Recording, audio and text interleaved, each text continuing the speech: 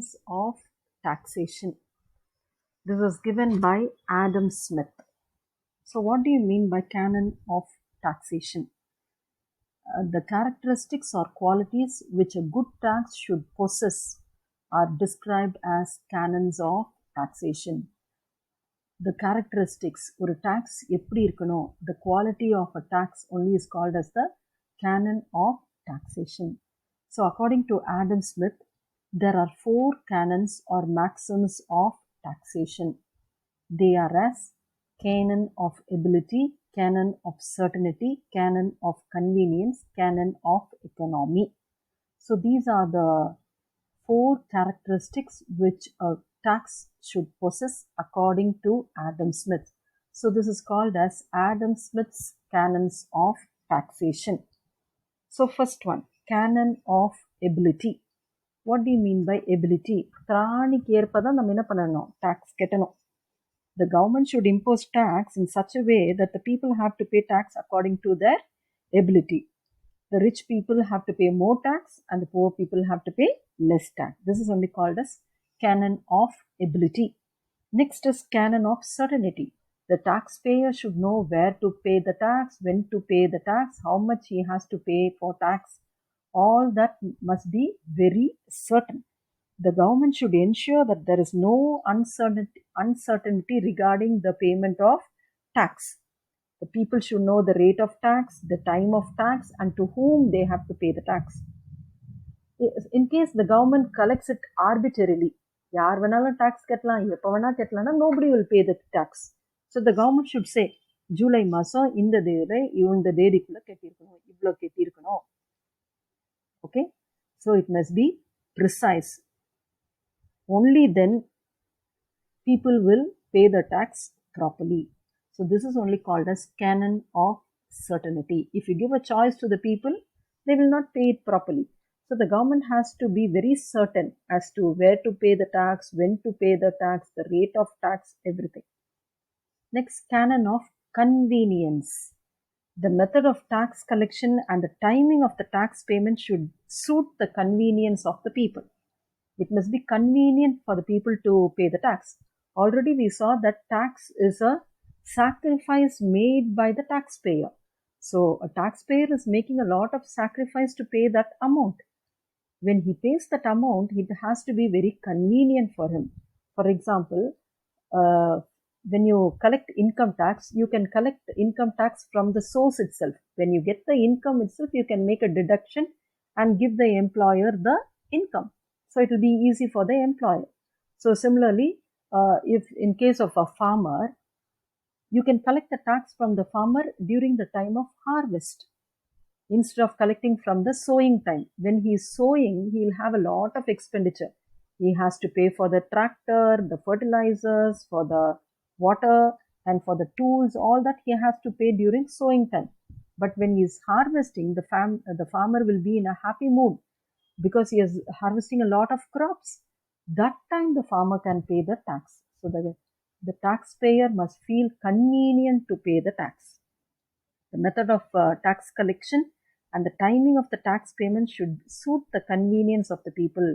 The government should make convenient arrangements for all the taxpayers to pay the tax without any difficulty.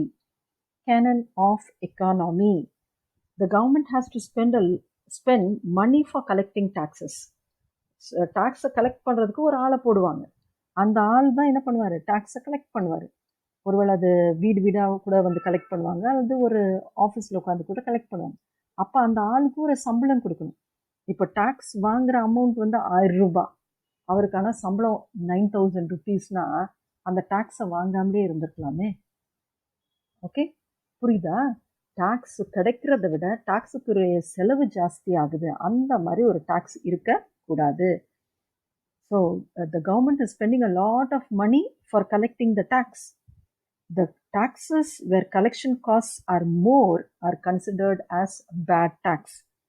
Hence, according to Smith, the government should impose only those taxes whose collection costs are very less and cheap. So these are the canons of taxation given by Adam Smith. Next, we'll see the direct tax and the indirect tax. So what is a direct tax? A direct tax is referred to a tax levied on a person's income and wealth and is paid directly to the government. So ஒரு தனி நபருடைய வருமானம் அல்லது சொத்தின் மீது விதிக்கப்படுறதுக்கு பேர் தான் direct tax and it is paid directly to the government. The burden of such tax cannot be shifted. The burden means I cannot, if I have to pay the tax, only I have to pay the tax. I cannot shift the burden on someone else. அடுத்தவங்க தலை மேலே ஏற்றி அதை வச்சிட முடியாது, நான் தான் கட்டி ஆகணும். The tax is progressive in nature. What do you mean by progressive? As the salary increases, the tax also increases. If the salary decreases, the tax also decreases. This is only is called as progressive in nature. It is levied according to the paying capacity of the person. That is, the tax is collected more from the rich people and less from the poor people. So progressive means more tax from rich people and less tax from the poor people. As your income increases, you have to pay more tax. If your income is very minimal, sometimes you need not pay the tax also. In India, till 5 lakhs or till 2 lakhs, you need not pay the tax. If someone is earning more than 2 lakhs, then they will have to pay a tax. So this is only the direct tax. Indirect tax. Indirect tax is referred to as a tax charged on a person who purchases the goods and services, and it is paid indirectly to the government. Many of you pay this indirect tax whenever you go for shopping, or when you did your Diwali shopping, when you brought your clothes, your mother or your father would have paid an additional amount called as sales tax. This tax is called as an indirect tax because the person who owns the shop has to pay the tax. The sales tax is for the person who owns the building or the shop. But here, that person, instead of paying the tax, is shifting the burden on the people who come to shop in his shop. Okay? So this is only called as indirect tax. The burden of the tax can be easily shifted to another person.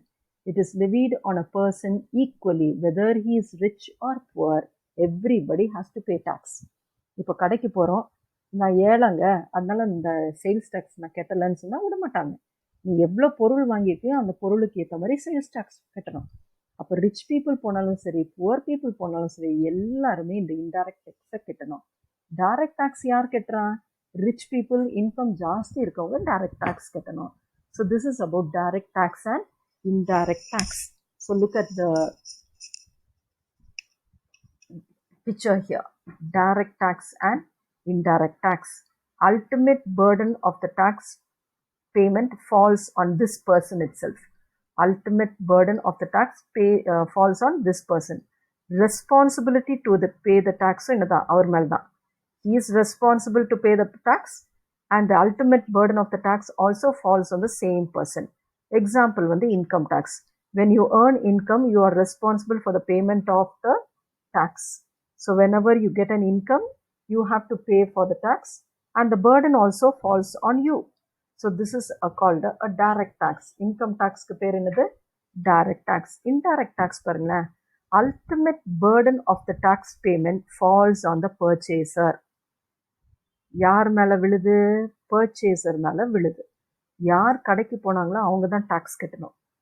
ஆனால் ஆக்சுவலாக responsibility யாருடையது? கடைக்காரருடைய responsibility. கடைக்காரர் தான் tax கட்டணும். ஆனால் அதை யார் மேலே ஷிஃப்ட் பண்ணிட்டாரு? கடைக்கு வரவங்க மேலே ஷிஃப்ட் பண்ணிட்டாரு. இங்கே responsibility and burden falls on the same person. Here the responsibility is on the shopkeeper, but the burden falls on the people who went to buy products in his shop. Example is VAT. When you buy, இப்போ வந்து ஜிஎஸ்டின்னு சொல்கிறோம். When you buy stuff, the shopkeeper is responsible for tax payment, but he can collect it from you. So instead of the shopkeeper paying the tax, he is collecting the taxes from us, and then he is paying the tax to the government. So here the burden falls on the person, the responsibility also falls on the same person, and he pays it to the government. Here the burden falls on this person, Okay, the person who went to the shop, the responsibility is on the shopkeeper and he is paying the tax to the government. But he collected all the money from the people who visited his showroom. So this is about indirect tax.